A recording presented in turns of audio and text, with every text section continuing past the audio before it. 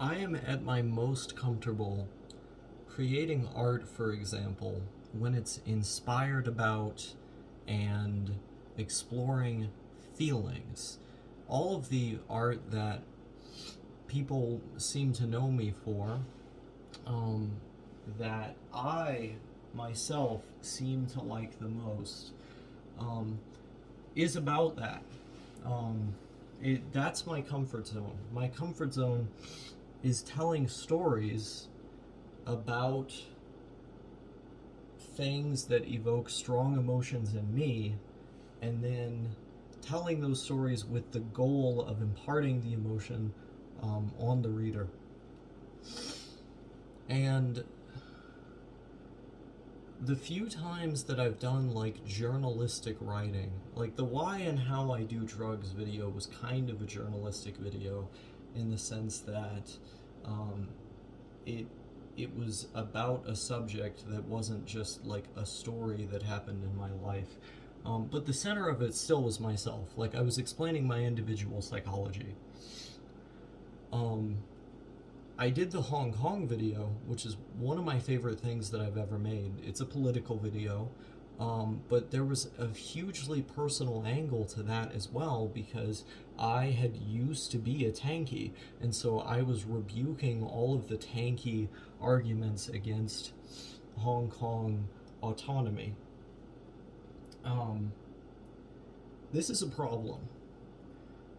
As I tried to explore in the story of my enslavement, um, I have seen my ability to augment my neurochemistry as an expression of my bodily and spiritual autonomy, where in a world where I exist under a sort of master slave dialectic, um, controlled by my emotions, the ability to change my emotions at any time becomes a form of autonomy that I can exert over my own life. That's the premise of that video, and it's sort of an ironic conclusion, because even that expression of autonomy exists under a master-slave dialectic.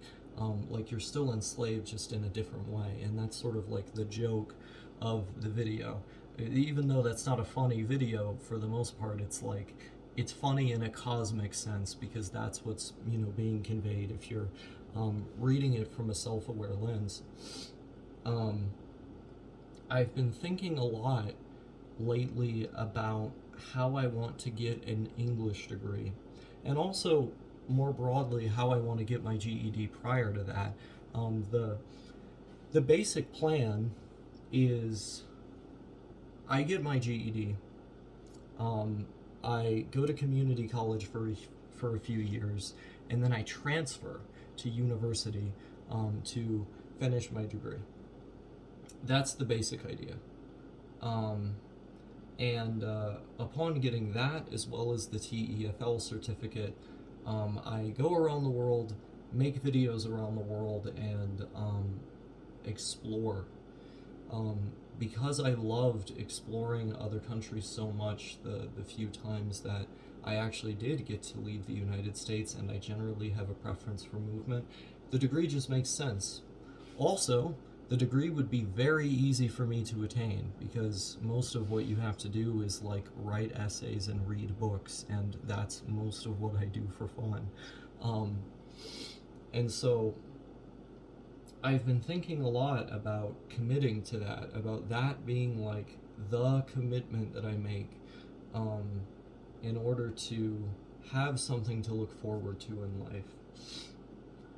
Um, and it's gotten back to this more fundamental problem that I tried to express in the story of my enslavement, um, about mood, because I've never really made any long-term plans throughout my life. Throughout my life, I've always been focusing on short-term pleasures, whatever's going to be good in the now. I had the self-awareness and the capability to see into the future, and to even imagine potential plans that I could enact in the future, but I would never follow through with them. I would be at the conceptualization phase and never the actualization phase. Um, and I think it's because I didn't value my own life. When you're struggling to wake up in the morning every day and you're patting yourself on the back just for living another day, how are you going to be able to be thinking about where you're going to be at 5 years from now? It's making peace with that, um, that or at the very least, if not making peace with it, then being able to work on long-term goals in spite of it, that is core to me being able to get that degree and to get that better job.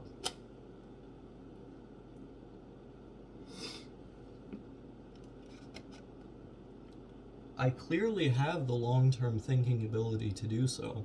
I mean, I spent months planning to come to Wyoming to get out of that house. I did, and I got a job immediately. Every single day I was out looking for a job. I got one, and then I only quit it just at the moment that I had enough money made to be able to go somewhere else where it would be more economically advantageous for me. And that was all long-term thinking. And in a physical sense, it felt like I barely did that, but I did do it. Um, and this is how a lot of this stuff feels to me. Like when you feel emotions so viscerally, intensely, um, and with such frequency, with them rapidly changing, that like the only way you can really describe them is on a physical level. That makes it difficult to commit to something where you kind of just have to be at a flat line in order to consistently do. This is a problem I've ran into ever since I was in school. Um, I remember being in school and having really good days where I was working really, really hard, and then having other days where I was just laying in class all day because I was so depressed that I felt like I didn't want to do anything. And then I had other days where I was so depressed that I didn't want to do anything but push through anyway. And then eventually, after so many of those days of pushing through, I gave up entirely. And it feels like I've been living in like a stasis. The last couple years of my life, I have been documenting the end product of giving up entirely. Being in that home, being unemployed, trying to obtain disability. This is all bad as far as human happiness is concerned.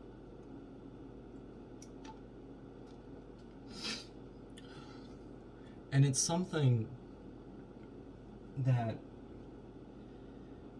only I can change by giving myself a chance.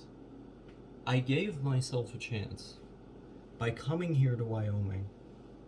I said, in spite of my background, in spite of my mental health issues, in spite of my lack of experience, if I just try, I can do this. And I did. And I'm giving myself a chance again by going to Milwaukee. And so, is it that radical of an idea for me to give myself the chance to go to school? I don't think so. I think I have so many years ahead of me that it's really the only reasonable thing to do. In fact, I'm excited about the prospect of being able to hang an English degree on my wall, you know? But will I remain excited about that? Will I be able to work just enough to attain that goal when I have those days where I feel like I can't get out of the bed, when I feel like I should just kill myself like nothing means anything? That's the problem. These behavioral problems all stem from an inability to corral one's mood, to wrangle oneself, so to speak. Um, and I've altered my state of consciousness at various points as like a band-aid on the issue. It's an expression of my autonomy. It's worked every time I've done it, but it's not something you can do consistently. which is why I've never opted to do it consistently, except in the case of alcohol in the past. Um, Go watch Go West Young Man. It's a good video. It tells the story of when I was an alcoholic. But that was the only substance I was ever dependent on. All of the other ones, I sort of had a touch and go approach about, because I knew that if I kept using them, I would just feel worse than when I started out. Um, and so it was a band aid on the issue. It wasn't fixing the problem, it was making it to where I had a couple more days where I could get out of the bed. I need to be able to get out of the bed every day. And that's the core problem. Like, how am I going to be able to get myself to get out of the bed every day, to value myself to the point of giving myself that chance? I need to have it in the back of my mind whenever I'm doing menial labor for a menial wage, and having to go home exhausted, wondering why I continue to do this. I need to have it back in the back of my head as I do all of that. This is for that degree. And in a broader sense, it's to prove all of the people who told me that I couldn't get it wrong. I mean, that's why I've done a lot of this here. A lot of my writing has been directly inspired by that, by the fact that I've been told I can't so many times in my life. Coming here in many ways was inspired by the fact that I've been told I can't many times. I can. I have it in me. I've both done enough things to show that I have it in me, and most people, I think, have it in them. Most people who are worse than me in many regards have been able to do what I want to do. And so what's my excuse? I don't have one. I have no excuse. And so I have to choose to live. And to choose to live, I have to give myself a chance.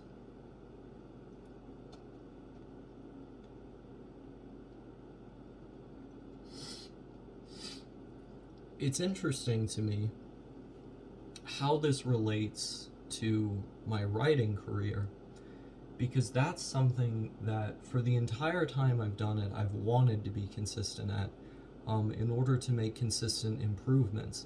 Most of the improvements that I have ended up making have been merely through long Discord arguments that I've had with people where I felt compelled to write like I'm writing an essay. And I think that's where I've maintained a lot of my verbal proficiency, is just from doing that, because it's not like I'm releasing a written post every single week, but I am having those arguments on Discord. And so I think that's why, like, my writing acumen has continued to remain what it is and actually get better over the years. But it could improve significantly more if I just did it every day. And it seems like my approach thus far has been to simply treat it as a hobby that I do whenever I feel like viscerally inspired.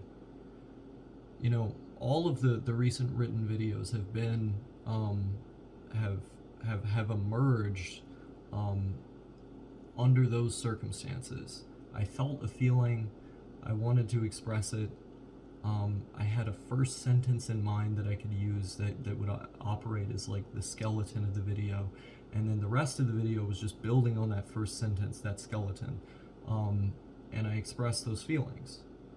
But when I try to write fiction or more journalistic stuff, or just other genres in general, that stuff that isn't this like autobiographical storytelling, this type of blogging, really, like it's like I'm releasing small sections of an autobiography over time. Um, Whatever this style is that I've carved out for myself in these videos, I'm very, very comfortable with. Now, I can't just will it into existence without feeling a certain way, um, but I'm very, very comfortable with it when the feelings arise. And I want to be able to do well a genre that I'm not very, very comfortable with. And I want to be able to do all of this without any kind of feelings arising. Um, there are life hacks that people use to inspire themselves to write. Like people look at writing prompts. Um, they listen to certain types of music. They just spitball sentences again and again and again until they find one that um, that a good subject can come out of. Um, I've tried a lot of this stuff, and a lot of this stuff hasn't worked for me.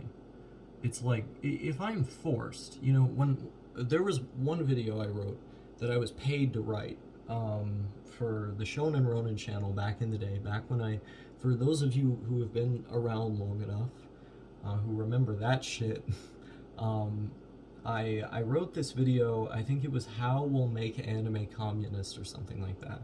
And that wasn't a video I set out wanting to do. It was a video that one of my patrons paid me to do. Um, and I remember sitting on that for a couple weeks, like struggling to be able to write it. And then I ended up thinking about The Thief and the Cobbler, that, unfinished masterwork of that one guy.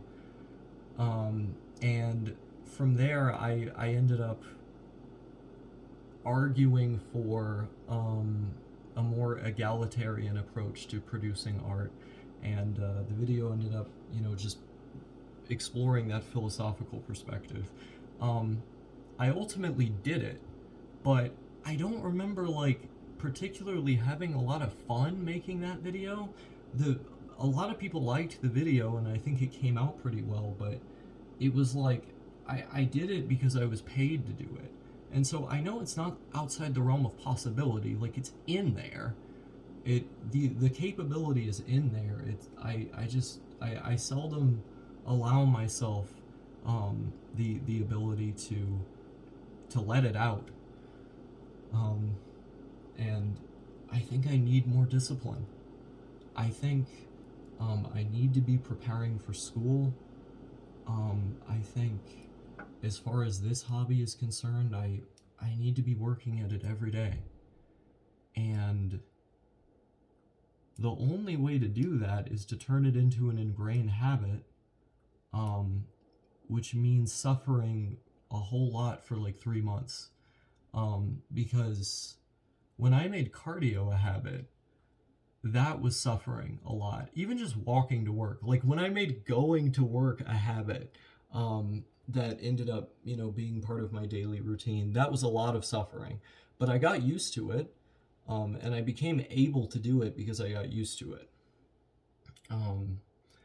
The first month is the absolute hardest, and the second and third one are quite hard as well. But after that, it's usually just a breeze. Like you can breeze your way through any habit after about 3 months, or at least I can. I remember there was a time when I was 14 where I was trying to get out a blog post on my blog at the time every single day. And I was successful at it most days. But I do not know how the fuck I did that. There was a lot of self-harm involved. Whenever I would write something that wasn't up to my standards, I would literally hit myself in the face. I'd beat myself over the face for writing something that wasn't up to my standards. It was like the entirety of my self-worth was tied to my output. That's not a good mindset to have. But it seemed, if I really dig deep, that seems to have been the only time where I was consistent at anything. It was me being consistent out of fear of punishment. And I think it's because when I was growing up, I wasn't taught how to be self-motivated. I wasn't taught how to have discipline for its own sake or because it aids in a fulfilling life. I was taught to do things to avoid being punished. And so I was punishing myself to get better at writing.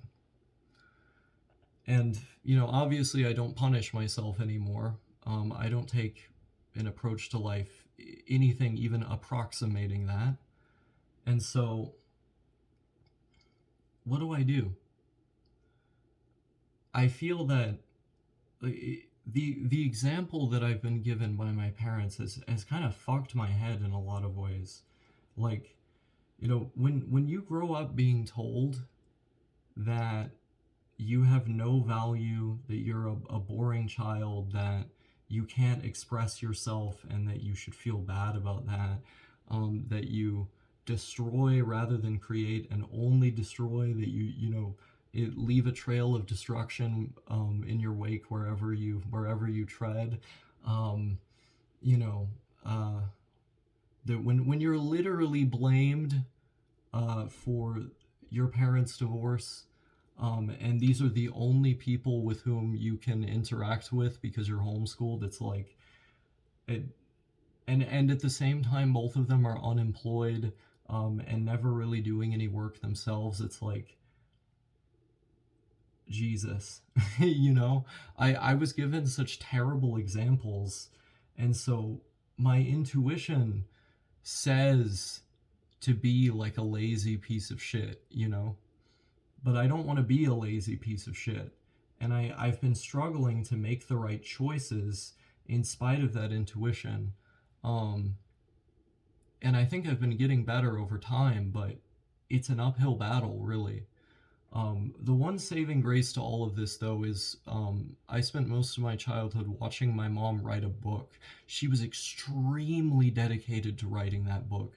Um, like, my dad would shit on her constantly. Like, she'd constantly be berated and chastised, like, for writing this book and for her writing in general. But for over 10 years, I witnessed her almost every day revising that thing again and again and again and again. And I remember how happy she was when she published it. Um, and so it wasn't all bad examples that I had. Even though both my parents were unemployed, my mom was at least doing something.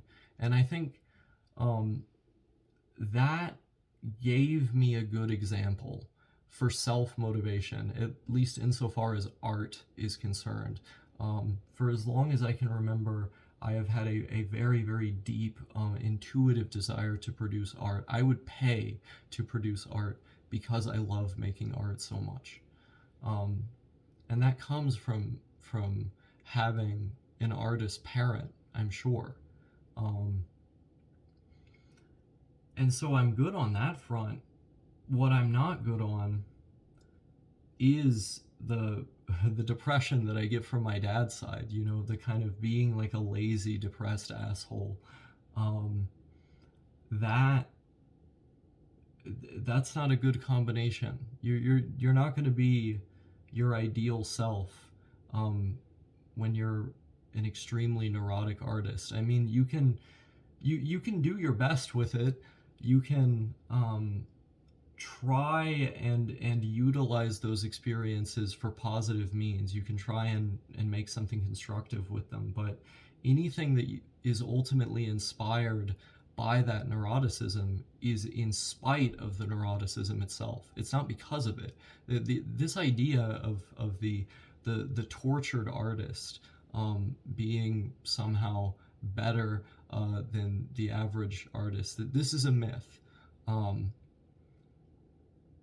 There are things that I've made that have touched people very deeply that came from a very tortured place, but they did not come because I was tortured. They came because I was clawing with all of my might to not behave as someone who is being tortured. And so, how might I respond to the daily torture I experience in the mind? I think the answer to that is discipline, and the only way to find that answer in a practical sense is to do the thing. I have to give myself a chance, but at this point I'm being redundant.